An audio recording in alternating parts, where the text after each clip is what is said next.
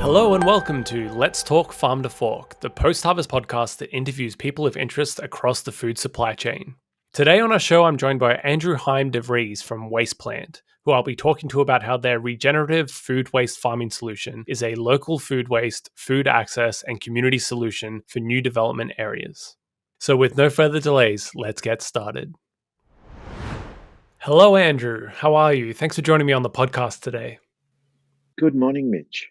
Before we get into it, Andrew, I just wanted to give you the opportunity to tell us a little fun fact about yourself that most people don't know. Okay, I think the big secret that most people don't know about me, especially here in Byron Bay, is the fact that I come from an art background. I spent 38 years as a practicing artist teaching at university, and the fact that I did lots of crazy activities, all relating to ecology, to soil, as well as being a painter, working oil painting and performance work, which has been very theatrical and very funny and pretty wacky, but all of it has indirectly related to ecology. Really? Okay, that's interesting. What style of painting are we talking about here? Are we talking about during the 70s and 80s? There was a particular trend of oil painting in large scale, and I was very much part of that international movement. And a lot of the content of that work was all dealing with self identity, which was very much a part of a cathartic process of that period and probably still exists today in many ways. Yeah, wow, fantastic. Okay, well, on that note, let's talk farm to fork. I'm really looking forward to discussing WastePlant with you, Andrew, but before we do, I'd love to hear more about how you came to be an ecological designer and inventor, along with your history in composting waste with ventures like Compost Central and SubPod. When I left home at 16, during that whole period of going to art school, I was extensively recycling. We're talking 45 years ago. And it was a very natural progression for me, maybe because I had migrant parents and we were quite poor.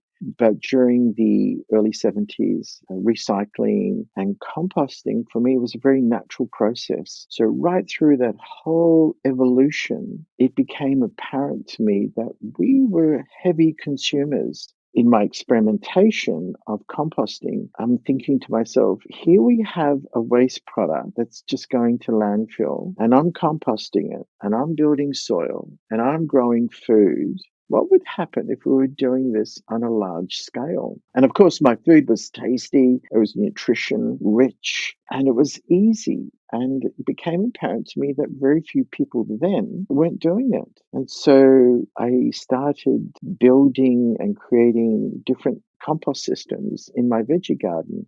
And that whole evolution of building up a knowledge base, looking at systems and where they faltered, and constantly looking at where the problem was. Where's the failure? As I experimented with commercial systems, it became apparent to me that there was lots of issues with composting systems, certainly in Australia, that weren't designed for our climate. So the progression went from there to experimentation. And then back in the early days in Fremantle, I started building these experimental systems. And then people wanted to come around and have a look.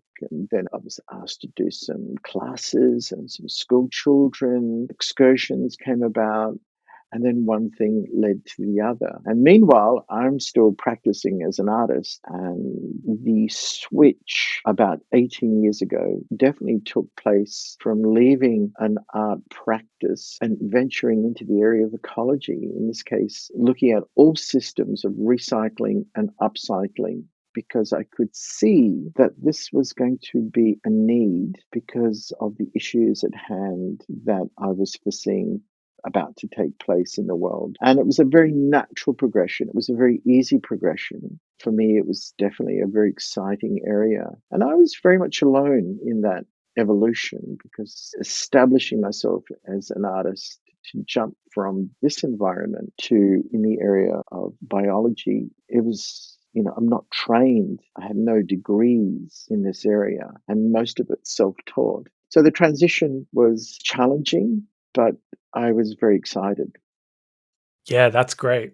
I mean, it sounds like it's really been a labor of love for you. So, continuing on from you telling us about your background and former projects, would you mind telling us about how the idea for WastePlant first came about? In that experimental stage of building systems that are in ground, which was to me the next progression of composting in an urban environment or residential, the experimentation went on for about 8 years. And then I ventured into compost buckets and worm towers. And then the invention of SubPod took place 3, 4 years ago. And now it's a commercial product of the last 2 years. And so from a little domestic system, it was always in the back of my mind, what would happen if we build a larger system? But more importantly, how would it look? And was there a need? And of course, all of this was screaming at me saying, yes, yes, yes, there is a need of creating an environment where these large in-ground systems could take place in a large scale. So we're looking at composting food waste, which is still a huge, massive issue worldwide. We're looking at soil degradation on a massive scale. And of course, the area of food sovereignty or food access, food nutrients, food affordability, as we know today, and even back then, for me, was predictable was going to be a big issue. So how would WastePlant provide a service and a need to create community, to create locality, but more importantly, it become a universal educational platform right across the spectrum? And then I'm thinking to myself, in the whole area of biology, to look at waste streams, what would it take to enter the space of black water systems and further issues? So WastePlant becomes a massive, exciting platform. And that's it in a nutshell, Mitch. Okay, wow, there's a lot to digest there. I love that WastePlant seems to be very people focused and community focused when it comes to being a food and waste solution. So, what would you say separates WastePlant from your standard communal garden then? So most community gardens, the composting component is the most neglected area. Yeah. It's usually infused with rats and cockroaches and ants and smells and odors, etc. And there's a lot of green waste in a community garden, similar to on a smaller scale at home. So what would happen if you create an in-ground compost system in a community garden, which is the big one? This is what's really crucial here, is that when you deal with in-ground composting, you can actually compost, in this case, a raised garden where you're growing food. No issues of rats and rodents and smells. And it's really easy. And sure, it's taking up 5% or maybe 10% of your growing area, but we're actually composting, which is great. We're building soil, and the veggie plants are growing around the system. So in regards to home gardens and community gardens, this is a great result, because this is a huge problem in community gardens around the world, where people are trying to compost and there's rat infestation and the smells and odors. And usually they're placed right down the very back of community gardens. And I've seen them, like, Mitch, I could write a book how this area is a huge problem. And I'm thinking, in the case of WastePlant, how this is actually brought up right up front. So the composting component then becomes, in this case, SubPod, or my large systems with WastePlant, becomes seating. And people sit on these structures that are on the edge of the garden. And most people don't know they're actually compost systems. So I've designed these structures now, within the case of WastePlant, where they become classrooms, they become meeting points, they become facilities where the public engaging in as a meeting point, as a classroom, as a seating area, as a dining area. Yeah, wow. I can only imagine novice gardeners having some of those nightmare encounters with composting and then just throwing in the towel. So maybe you should write that book on compost problem areas. I mean, you may have already answered this through that question, but I was just wanting to know what you think the biggest challenge is with communal gardening and farming right now, and how WastePlant can overcome that. So with communal farming, we know that industrial farming science is telling us that it has maybe 50, 60-year period of sufficiency based on soil quality and current industrial farming practices. that will cease to feed the world to a greater degree within 50 to 60 years. So we're looking at the destruction of nutrients in soil to take place in this time frame because we're increasingly putting in artificial fertilizers and we're dealing with an exploding population. So this is a huge issue. And of course, we're getting lots of coverage on social media all over the place. So what would happen if we were to start decentralizing the food system, which is essential? And of course, this whole area becomes quite complex because as industrial growing systems evolve, and they're still evolving, and it's still progressing, more and more people are unaware of how to grow food. And we're exploring in major cities around the world that children think that carrots are grown in Woolworths.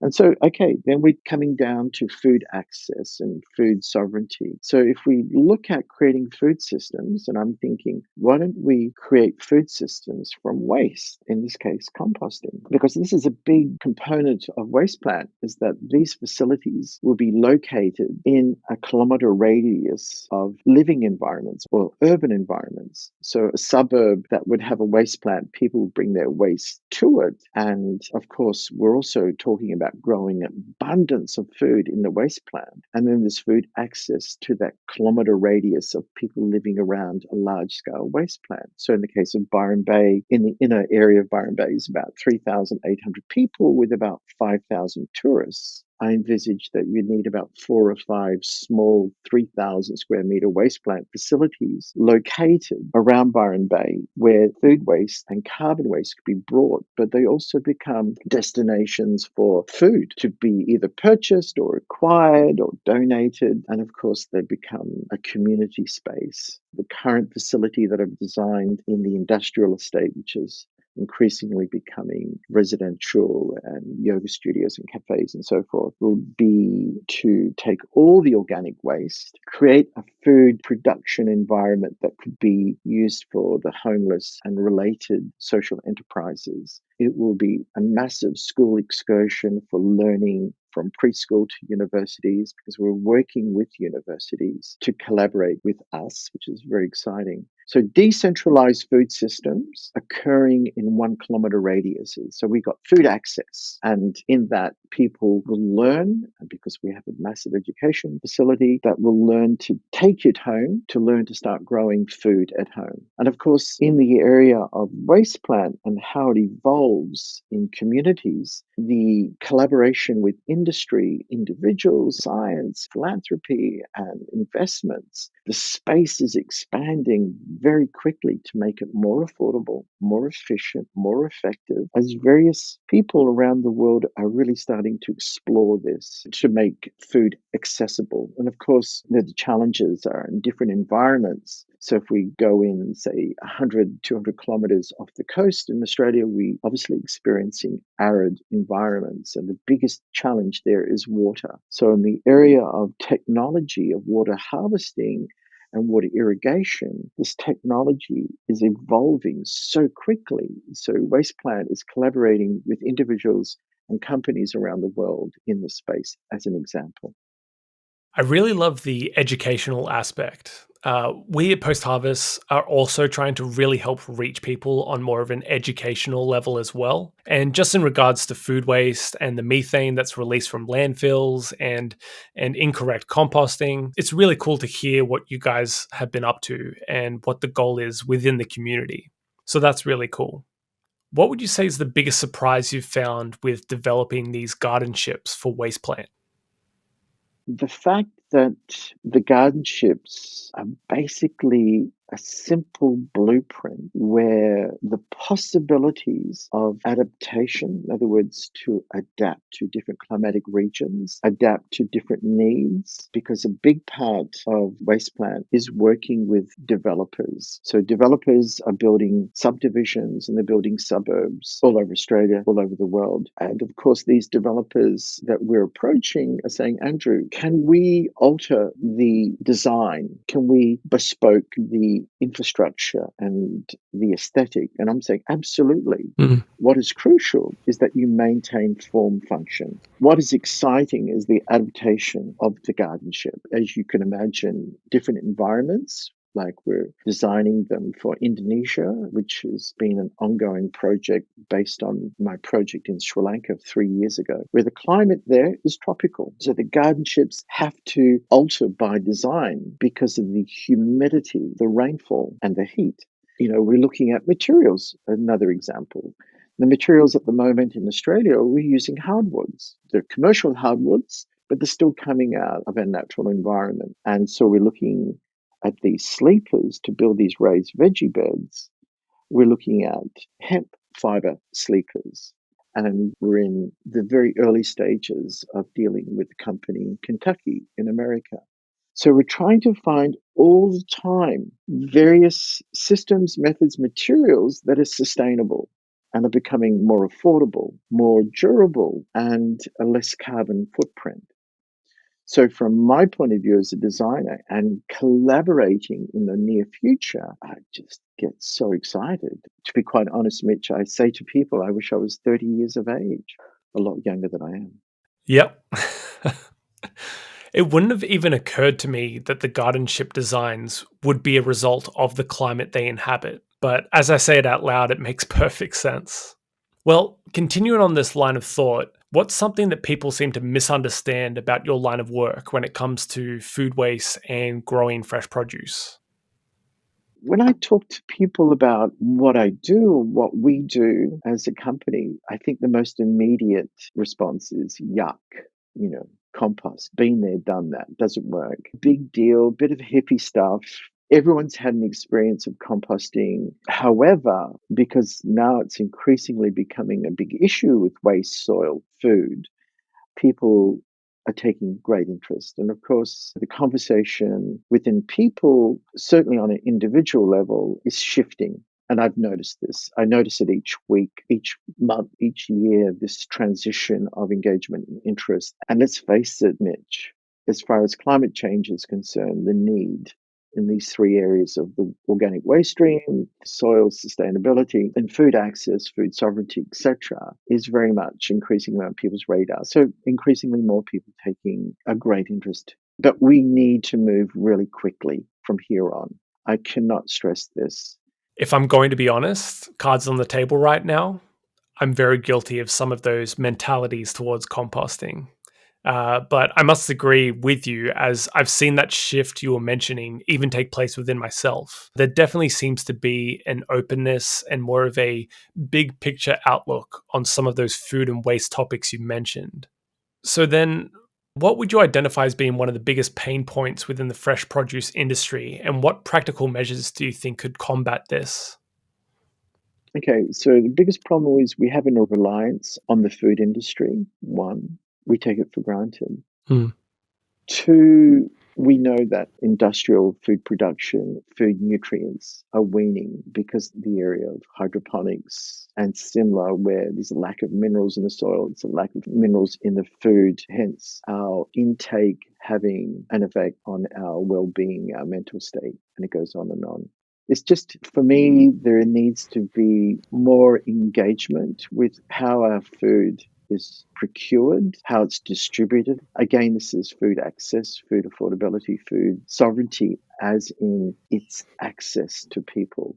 And there's too much reliance on centralized food systems opposed to decentralized food systems. We need to grow food that's indicative of the area and locality and its season. There is a strong movement in regards to growing food that is conducive to its area. In other words, bush tucker or indigenous food, and that we should be going down this pathway. And I totally agree. We should be mindful of the fact that, if broccoli is not growing up here, we shouldn't be freighting it in mass coming from the south, for example. And if we can cut these carbon miles down and be smart and intelligent about where our food comes from, how it gets to our dinner plate, it's all education.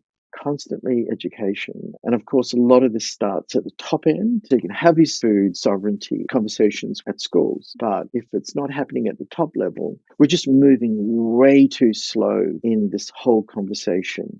It's a big area, Mitch. I'm sort of covering a very broad area very quickly. Yeah, no, that's great. I love it. I feel like we could really go down a long path around the topic of consumers being overly reliant on centralized food systems, but perhaps we'll save that for another day. So, has the COVID pandemic and the lockdowns that have come with that, for better or worse, had any effect on your day to day operations? And if so, how? Okay, so we have many projects earmarked for Indigenous communities, commercial development, eco villages, and aged care facilities. For me to be there creates a bit of an issue in case I get stuck and training up that person. So we are setting up structures with a colleague of mine who's based in Bali to set up WastePlant. And so normally what would be doing as of early last year, I'd be spending 6 months there to set up this infrastructure and manufacture and learning and implementation. The project that I set up in Sri Lanka, I'm supposed to be back there just dealing with that component, the Middle East and France. So it makes it difficult because this is all great for me talking about all these entities and engagements, but we need to have mobility on one level. Setting up infrastructure to make that possible makes it slow everything down, which makes me pretty frustrated. Where we can work very, very quickly if we just had that level of mobility and training. So it's pretty frustrating. This conversation that's happening worldwide, it's perfect timing. There's money from all fronts coming into this space. So this is creating a big problem. Yeah, I never really considered the training and the groundwork that would go into developing these on location garden ships. So that's quite interesting. So, as an inventor, what are some of the things you're researching the most right now?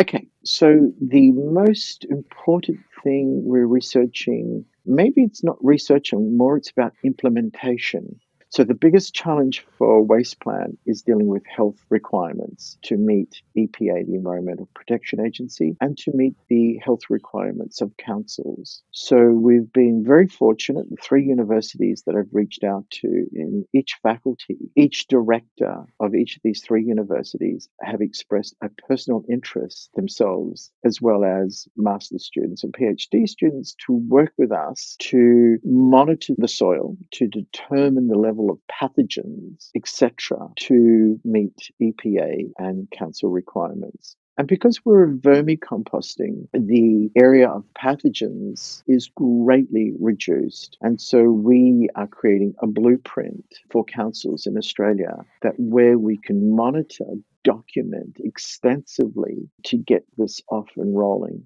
These are areas that people have never ventured into. And so this is a big part of setting a blueprint for people in Australia and, of course, in the States and elsewhere.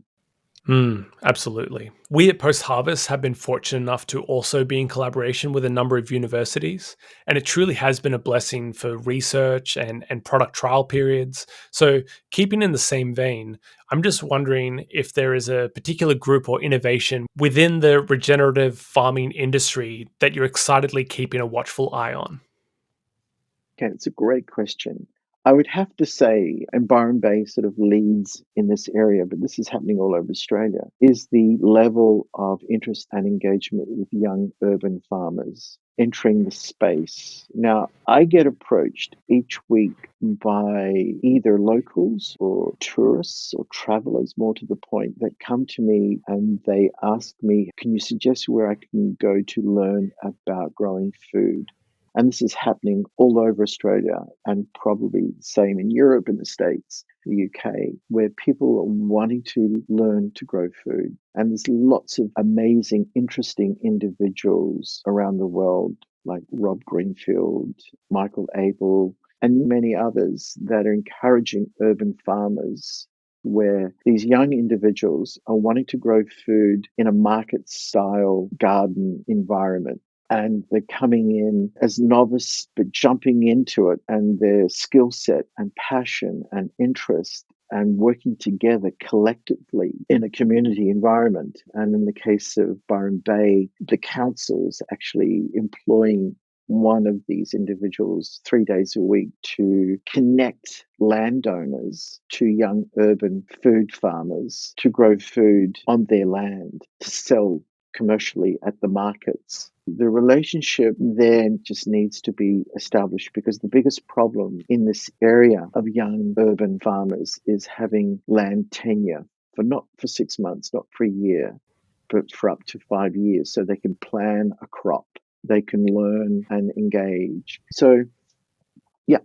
It's funny that you would mention young urban farmers, because there is a pocket of young urban farmers in San Diego that I'm really hoping to tap into for this show. Apparently, San Diego, with its climate, has the biggest concentration of small farms than any other area in America. And they seem to be developing some of the most unadulterated farm to fork systems in the entire food industry. So I'd love to get some of them on the show to really pick their brains. But I must say, having you on has been a delight. So, as we're coming to a close, I just want to ask you, what is the number one takeaway you really want the listeners to absorb from this episode? One, I would connect with your community garden and get involved. Two, I would encourage your primary school, your preschool, high school to look at the waste stream, look at food production, look at education. There is a great resource of videos on Netflix, for example, that are dealing with ecology right across the spectrum, but also dealing in the area of the environment, the challenges ahead for us in the future. And there are many, many YouTube videos about growing food, understanding food, and the outcome of that is engaging with your local community. I think when you set up a full-on food garden, you might do it in your backyard. What I'm saying is do it in your front yard. Build your food garden in your front yard, and your neighbors will come by and they will be inspired, and you start talking and you start growing food and you start swapping food, and then your other neighbors join in, and then they're having more conversations, and this creates community, this creates locality, and this is priceless. So I hope that's what you do, because if we have community, we have connectivity to each other. And Mitch, you can't put a price on it. I love that. Very, very practical advice. That's a great note to leave on. Well, unfortunately, that's all for today's episode of Let's Talk Farm to Fork. Thanks for listening, and thank you, Andrew, for joining me today. Mitch, it's been a privilege, and I thank you for inviting me. If you would like to know more about Andrew and WastePlant, check out the link in the description of this episode. Make sure to subscribe to the podcast so that you never miss an episode, and don't forget to leave a review and share with your friends. Until next time, you've been listening to Let's Talk Farm to Fork, a post-harvest podcast.